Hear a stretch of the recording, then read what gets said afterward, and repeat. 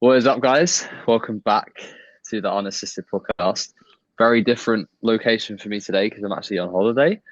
I'm away with friends in Greece for a week, just prepping here, just coaching here, just a different environment, which is quite nice because, um, yeah, obviously prep is very much the same all the time, so it's nice to be in a different place. But yeah, this podcast is going to be about how we built our coaching business, how we have developed our coaching business, and kind of the tips that we would give to people starting coaching and wanting to kind of progress their coaching further forward, and kind of how we've done that from kind of the starting position to kind of now where we're both quite very busy coaches with lots of clients. And I think it's just a good thing to talk about because a lot of people want to do it. I mean, coaching is very saturated, so I think nowadays it's quite hard to it's just a lot of people doing it. So you kind of want to differentiate yourself, and it's definitely, I would say, more challenging starting out now than back when we started, for sure, just because of the sheer number of people that are into it. But yeah, I think it's going to be a good discussion for sure. But yeah, Elliot, how you doing? All good? I'm How's good, man. prep? I'm not in I'm not in Greece, but I'm all good. I'm all good. Yeah, To be like the weather's been all right over here though, to be honest. It's been okay. yeah. I've seen. I was gonna ask you how are you finding prep in another country? I haven't really caught up with you since you went to Greece. So like, how's Yeah, it been for you? Has it been stressful? Is it fine? that's it's been great to be fair. It's been amazing until yesterday where I just had like that hands down the hardest day of prep ever. Not ever, sorry, hardest day of this prep. Um, I don't know why. I just felt absolutely battered. Like I don't know why. I mean, I did hit a massive load today, but the actual holiday itself on prep's been amazing. Like it's been so good. It's been just like super low stress, just really chill. Just like serotonin is probably super high. Like I'm just happy. Like Yeah. the weather's amazing. The views are amazing. And because I timed it to be like I was at week 18 in my meso. Hmm. So when I came away here, it was just the job is really just getting fresh. So I've pretty much done that now. I'm going to take 2 days off back to back now, today and tomorrow, and then I'll do full volume pool Friday. But that will be the only session that really matters. And outside of that, it's just been a case of getting fresh, and it's just been a nice change of scenery, man. I think it's like kind of it's like almost at the halfway point of the prep because especially because I got a show potentially in end of August. It's like kind of like just the kind of bridge I feel like between, and then when I get back, I'll just be so locked in and motivated just to be in my routine. So yeah, it's been good. I'm fortunate that my friends are very like understanding. Like no one ever would be like, oh, why don't you eat this? Oh, why don't you have a drink? Like they're so far from doing that. Maybe Yeah, it's just yeah. because of how long I've done it for around them. Like I've been on, yeah, this is the fourth trip with them all. The second in prep. I've done it before in prep. My last prep I did it. Um, yeah, so yeah, it's nice. It's good. I was Sure. actually just yeah, man, you look great. You look tired. You put up a Yeah. shot on your story as well. I think you put a back double on your story the other day. Like Yeah. your rear is coming in a bit more now as well, which is good.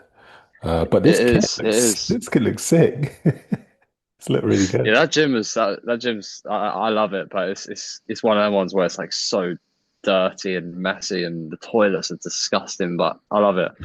Um there was a 45-degree leg press I tried out and it was hands down the most atrocious thing ever. Like I was like, how was this designed in this way where it just stops like literally halfway through the eccentric? Like it just it's the most limited range ever. So I gave it a go. I was like, fuck it, I'm going to use this. And then, yeah, that pin loaded leg press was absolutely phenomenal, insane. Like, so it's a bit hit and miss, but overall the gym's good. That line leg curl, amazing. Best line leg curl I've ever used. It's most, if you look at it, look how stable it is. Like, what they Yeah. should make all line leg curls like that. My whole body's on it. Like, I'm just so locked in. I'm so stable. You know those gyms that overall are just like But meh, but then they have these random pieces of kit where it's like you've just found the best piece of kit ever and you've put it in this random gym in Greece or Spain or like Germany. Like it's just, yeah, it looks Mm, really good. yeah, so I'm gonna go back there for pool on Friday, which will be interesting, but it'll be good. I don't know what the bars are like, but either way, I'll just get some good work done and yeah, I'll be fine. For I think it'll sure. work pretty well. Yeah, for For sure. sure. Um, but yeah, no, definitely in response to look sharper. Yeah, 100%. I mean, I'm 77.6 kilos this morning. Damn, So yeah, come down probably why I hard. felt so fucked yesterday. Yeah, I've lost 0.9 on the average this week, but I don't know whether like that really aggressive rate of loss is part of the fact that I'm fresher from training fatigue and like low because I've barely got any leg DOMs from yesterday's leg session. Mm. Um, yeah, I just had two back-to-back training sessions, and then at that point, I'm in a bigger deficit on my training days. And I trained in the morning, I have my pre-workout carbs, and then I have my post-carbs, and then it's just like protein veg, protein veg. So that period is brutal. And I think I fell a bit more. I think when you're just doing a lot more stuff as well, like I think it just all hit me at once. 100%. I I was just floating around in the sea for like 45 minutes. It's absolutely, I was like, can't be asked to just move. like, yeah, not even there. Just like, Yeah, uh, yeah, nice, man. yeah. Sweet. Um, Yeah, that's so good. But yeah, we'll get into it. Coaching. So yeah, did you want to start with it? What's your thoughts?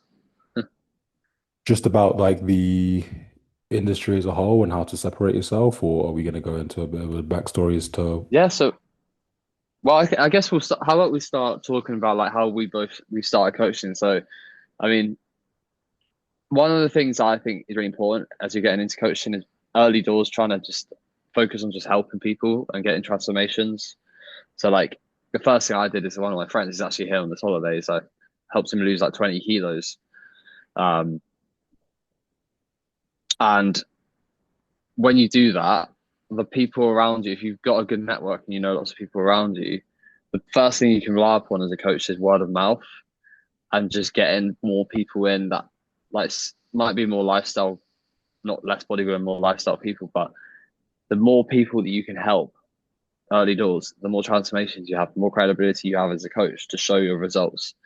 And that's really important in a market nowadays that's so saturated, is to actually show that you can coach people and get results. It doesn't mm, matter if you're posting on Instagram talking about how to do a one arm pull down. Like if you don't have the results to show it, people aren't going to be interested. so Um, true.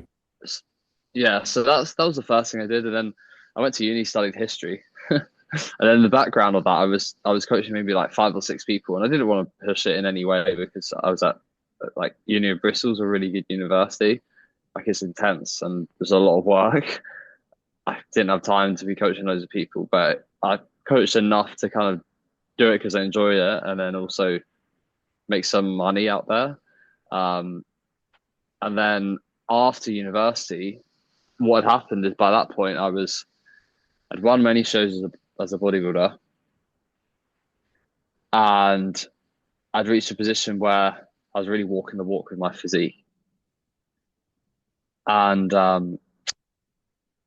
it allowed me to after university just push my business. I had more of a platform because I've been walking the walk, and people have been watching my own journey, and I decided for a whole year to commit to it as much as I could, see where I was. And that year, it just went amazingly. And I was like, wow, this is really good now. This is what I'm going to do for a living. And since then, things have picked up. I've had opportunities with really good clients, won overalls, and like those results has helped. But I do think the underlying thing that's pushed that all in place has been kind of walking the walk and not forcing it with the coaching and actually focusing on my own journey and myself as an athlete as much as possible, because that's where you gain the knowledge. You learn a lot through your own process, and you also inspire people through your own journey. So I think that allowed me to get into a position now where I'm working with people around the world because yes, they see the results, but they're also they like the fact that my physique is where it's at and I'm getting the results for myself. And I think that's really important. And I don't think you have to be like a champion natural bodybuilder to do that, by the way. I just think you just have to walk the walk, have those experiences, know what it feels like to go through a prep, know what it feels like to go through a harsh diet phase, know what it feels like to go through a bulk, which you push calories to the max. Talk about those things on Instagram, show the fact that you can relate, show your results. And if you do all those things, I think you get in a really good position. But yeah, you have to differentiate yourself because nowadays there's so many people trying to be coaches that haven't even walked the walk enough. Yeah. And you can't rush that process. It takes time. And that's why you need to just get in, focusing on your journey as soon as you can, but also, helping people as early as you can and doing the process as soon as you can because it's almost like to get really good in coaching, you need time. Like I've been coaching now for like, almost 10 years, so it does take time. Would you agree with that? 100%, man. Yeah. My start was a little bit different to yours. So um I got into coach. I'd already been training for a few years, and then I got into coaching, but I initially went to like I was helping people on my basketball team a little bit. And then I was like, right, I really enjoy this. So I started PTing in a gym. I started PTing in Pure Gym.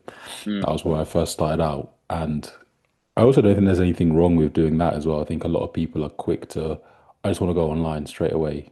mm, But I think some experience on the gym floor is quite valuable because if you're walking the walk and your physique is good and you walk on the gym floor in a pure gym or like a fitness first, instantly people are going to be like, this guy probably knows what he's talking about with physique development. Like, mm. and then you just get so many more opportunities to build your portfolio of results. And yeah, like the PTs that were doing the best in that gym were the ones that, even if it wasn't bodybuilding, were the ones that would look like just committed to their process, whether it was like powerlifting, whether it was bodybuilding, whether it was like triathlons, like whoever was committed to their process the most got the most clients because it reflects you look, it looks like you care about what you're doing. So, yeah, Yeah, I definitely think walking the walk is huge because yeah, like the barrier for entry obviously for online coaching now is put it in your bio and like the gym and then you can be an online coach where it's like you're just going to stay at the bottom because you're not walking the walk. So yeah, get yourself a result, show that you can put in the day-to-day process and then you'll get opportunities to build your portfolio. But yeah, I think that's the main thing really. And then as you said as well at the start, it's like results are key as well, obviously. Like, especially in an age where there's a lot of reels and a lot of content being made, people with external mics, YouTube channels, it's very easy to talk. But then if you've got nothing to show for it, it doesn't really matter. yeah. I Yeah. honestly think you'd probably be a more successful coach not posting anything on your actual Instagram profile about like, I don't know, this is how you do this in the gym, this is how you do this in the gym. And then you just instead spoke all the time in your stories. You get built followers up and you spoke all the time on your stories about your clients. So you have like 4 clients and you're just non-stop just waffling about them, telling Yeah. people about their results and what you've done for them, what you're going to do next for them, and why you had to do this for them, and that process is so much more effective than like what people do nowadays, where they just post on Instagram. Just my Instagram feed sometimes just bores me because it's just the same stuff Yeah. over and over again, and I think those things are effective when you have like the business in place, you've got the clients and you want to push it more and you want people to really know you're a coach and you're doing those things as well that are really important. But yeah, people are too quick just to assume that's what I need to be doing and they're not doing the basic stuff, which is actually just showcasing your results as much as you can and just like reminding people you're a coach that actually helps people, not just like there's a difference between being a coach and being a coach that is helping people. Yeah. Like there's a difference between a coach and a coach that gets results. You want to be that latter. And I think people don't realize that. It's like, it's not just like, oh, I'm a coach. I know this. I know that, like, because everyone knows like the basics that you're probably going to talk about on Instagram. Um, yeah, doing a reel on like how much protein should you consume, like stuff like that. It's just because also you can know all those things. Realistically, you can know how much protein you need to consume. You could, you could know when to deload. You can know all those things. You could be a bad coach. Yeah. So Yeah, it's true. It's true. Um, okay. So I think another one as well is like longevity in coaching, and maybe a lot of people it can be quite easy to compare mm, yourself to coaches that have been doing this for a very long time. Like you mentioned that you've been coaching for basically a decade. Um, like people who potentially are just getting into it, like they're a few months in, they're like, oh my God, why do I not have this many clients? Or why do I have so many drop-offs? Or why do people not seem to listen to me as a coach? It's like you just need, obviously, you just need that experience and time to learn how to become a better coach and just stay in the game for long enough. yeah, I think a lot of people expect crazy success like overnight or like even over the period of like a year of coaching. But if you compare it to any other job, like literally any other job, you're not going to go from um like bottom tier in terms of how much money you make or how many people you're coaching to top tier within like a year. Like salary increases are so slow in other jobs. It's like how can you expect that in coaching as well yeah, after yeah. like a year? Like you need the experience. It's just part of the Mm, game. Um, yeah. No, exactly. Yeah, it's time like in everything, but just doing that and just staying super passionate for it like throughout the way. It's easy, and also just don't get complacent because it's easy to just let things drop off. I feel like when you get like 10 clients, like you need to keep that attention to every single client the same as when you had 3 clients to 10 to 20.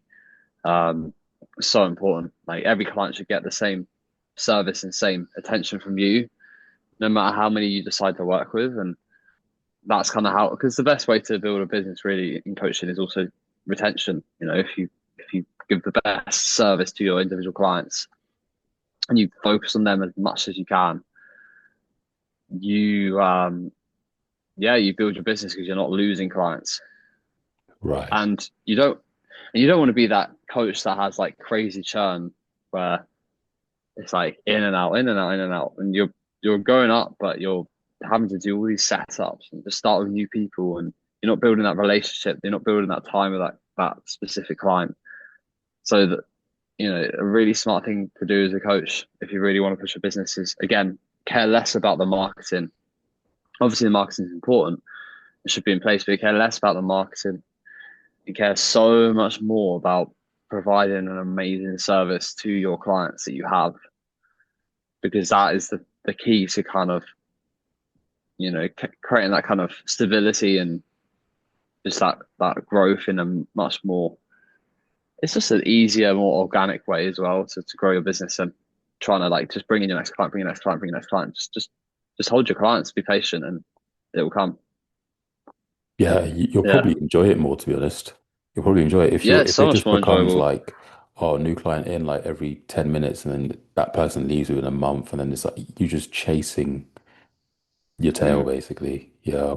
So Yeah, it's way more enjoyable when you can just like do a check in and just really be in the check in and not rushing the check in and focusing on it. And when you that's actually also like the why, person.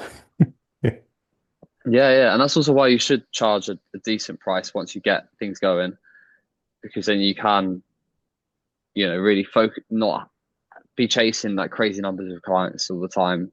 Be focusing on just the quality per client because you're providing that value, but yeah, I do think when you first start coaching, I do think it's beneficial to like your first couple clients, you don't need to charge much at all. There's a line though. There's the thing you need to consider is if you charge very little, you might get little back from the client. They might not take it seriously because what have they got to lose? Because they're not investing enough. But if you find someone that's genuinely like super passionate, like that they're going to do what you say, and you trust them, then you don't need to charge them a lot, because you know that they're going to put a lot of work in. Like let's say there's someone that's super passionate for bodybuilding, but afford it at all and it's your first ever client that you could get in, like make the most of that. Like don't say no because they're not paying like a crazy price. Because you've got the ability for your first ever client to use that person and showcase your results with someone that's passionate. And the results, as you know, it's kind of the trend for this podcast. It's like results do the talking. So thank you for tuning in to the Unassisted podcast. We hope you are enjoying today's episode. If you are, make sure to leave it a like. And if you're not already, make sure you subscribe to the channel for regular episodes. And if you're interested in working with Adam or myself to help you get closer to your competitive physique goals, make sure to follow the links in the description to inquire. Enjoy the rest of the episode and we hope to hear from you soon. should we get up? Was there anything else you wanted to say before we go on? Because I got loads of questions that we can go through. I was gonna say you might as well run through a few of these questions, quick fire them. Because Yeah. I don't think But I think that is really just the main thing with it. It's like walking the walk, getting that experience and results. Yeah, I don't really have much more to add to yeah, that. because I think it gets a bit boring talking about, I don't know, just like like systems of emails and stuff. I feel like Yeah, for a sure. lot of these questions there are a lot of questions. There are coaching questions, but there's a lot of there's a lot of random questions as well. Let's hear it. We'll get to the random questions in a bit. Okay, cool. All right, so When you say random, how random are we talking here? like if you are having diarrhea, do I lose some of the macros from that meal? Why are we going to the doctor? Don't ask the unassisted podcast. You need to go to the doctor, man. Shouldn't be But asking yeah, I these think it's questions. no obvious that you're going to lose some of the macros from that meal. Gonna lose a Unless lot more you than had the macros. diarrhea like 12 hours later, which I really doubt if you're going 12 hours without a meal. Unless you literally had it before bed and you woke up in the morning and had the diarrhea. But even then, it's still losing some macros. Um, Another question. Walk on your smallest, skinniest friend for 5 minutes today and video it for $3,400. What? I think you've got a fan there, man. I think That is that is weird. That's also a great offer. I've got lots of friends here, so three. I'll be showing them that later. They're gonna love that. I can say to them, oh, look, guys, we could split the money. To be fair, that's another Or week who? in Greece or two. Yeah. Anyway, right, let's get into the coaching. So, top three pieces of advice for someone wanting to start coaching. Well, I feel like we've covered that, to be honest. But I guess top three things to do: walk the walk and give it time. Um, like work hard. If you're literally starting coaching, you have no clients, work hard on finding a very good client that you can rely on and will get you results and will work really, really hard and graph for you. And then just give everything to that client or that two or three clients if you get a few and talk on your stories about them and make everyone aware of that journey. Talk less about, as we said, about the random stuff and more about those clients. And third one, I guess the third one I would say, which we haven't mentioned, is care massively about being passionate for your client and getting the result and having that attention to them over having some snazzy Google Sheets or snazzy kind of microphone, even though we've got microphones, but like that Yeah, stuff comes later, you know? It doesn't need to be forced and it's not essential at the start. Yeah. 100%. Someone said how to start coaching. I think we kind of covered that.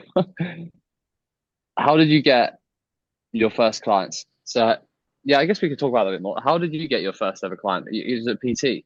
I think we spoke about that actually. Yeah, look, it was in Pure Gym, and the gym that I was working at was going to be a brand new gym. And the first thing what we done as like a marketing thing was we would like walk around the town centre, like the local town centre, and give leaflets and say like, "Hey, I'm a PT at this gym that's going to be opening in blah blah blah," Mm, and that was literally it. Like I was just speaking to people in the street before this gym opened, and then started working with yeah, my first client.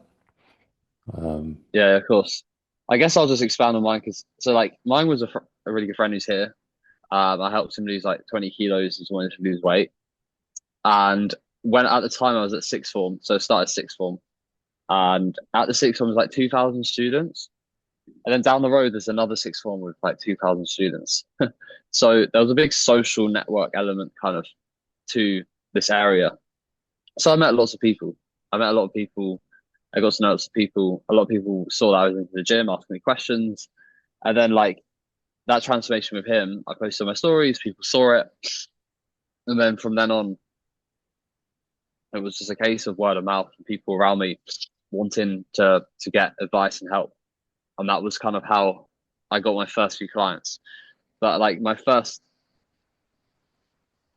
I didn't I didn't charge my first couple of clients. Is that like, do they count as a client then? I don't know. But like they were two of my really closest friends. One of them I prepped and he got in really good shape. And That is sick to be able to that's prep someone and not charge them. That's yeah, and they don't. They actually do it. yeah, because we were training together. We were actually prepping kind of like together. Um, yeah, but yeah, no, I didn't charge them. I didn't really feel the need to charge them at that point. I was at six, I was like 16, 17, like more like 17, 18 actually at that point. Yeah, so yeah, it was definitely the key for me at the start was just like caring, like coach because you want to coach, not because you want to make money at the start. I think it's just, and that will show you if you can. Well, obviously we've all got to make ends meet. I get that, but I feel like if you're getting into coaching, you probably have another job at the start. If you coach because you love coaching, as opposed to trying to make money, it's just going to come naturally anyway. You're going to be so passionate for it. Yeah. I keep opening these questions and they keep going away. Hold on, I need to screenshot them.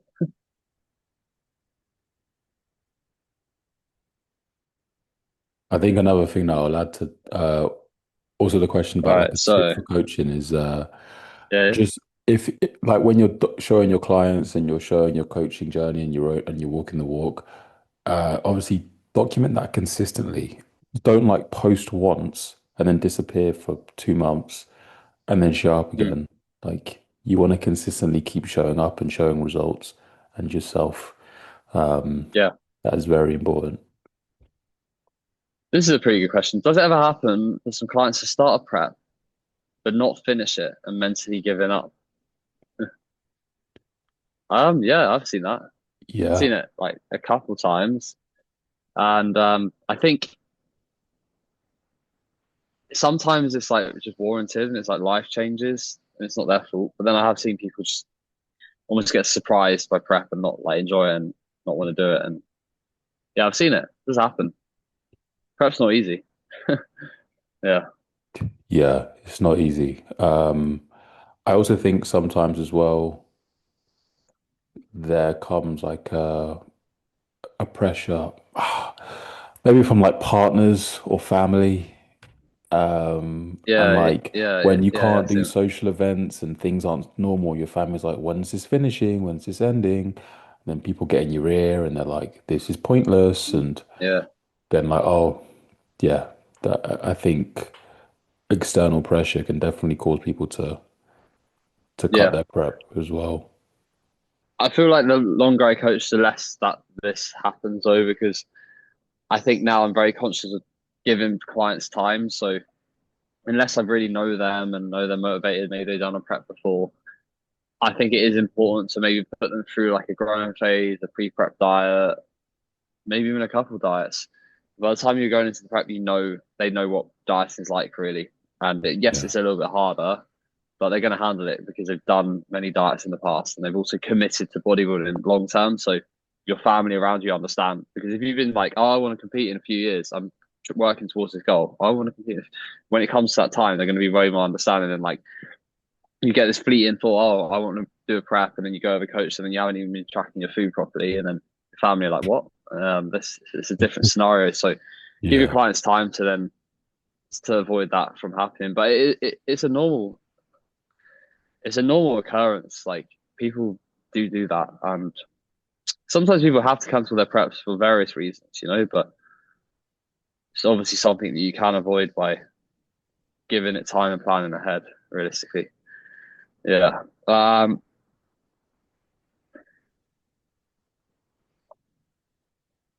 So what else have we got on here?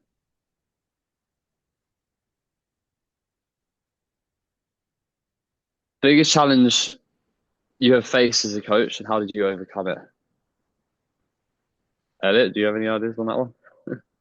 Um, Transitioning to online, I would say, from PT. And then also, I would say last year for sure was, well, the last couple of years, I would say year and a half, was definitely challenging for me as a coach. I ended up being in a position where I have to had to pick up more work and um, Mm, question myself in terms of am I actually able to do this? But um, I think in those moments, it's really important to just stay consistent, stay with it, make any adjustments if you need to make adjustments. If the current way that you're doing things isn't working, I think every single person who is relying on their coaching ability to make some money will always have a period where they question themselves and they go through tough moments. No one's immune from that. You just have to mm. keep going, basically. If it's something that you want to do, you can't let it fold you, Yeah. basically. No, of course. No. Yeah.